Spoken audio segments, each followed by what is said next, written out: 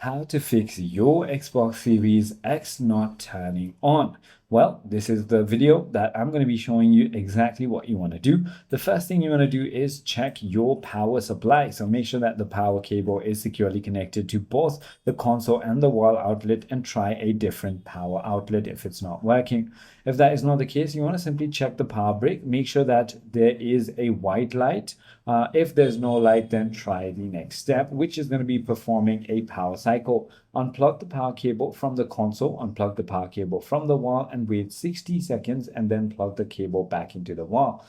It could also be an HDMI issue. Simply go ahead and check if you have the proper HDMI cable and make sure it is not damaged. You want to also make sure that your Xbox has a proper ventilation, and you want to simply go ahead and check if your power button has any issue. You can simply hold it for 10 seconds and release it, and it should go ahead and fix your problem. If it still doesn't, then you might need to take it to your nearest hardware store. I hope this video clarifies everything for you. If you have further more queries, feel free to comment down below, and I'll see you on the next one.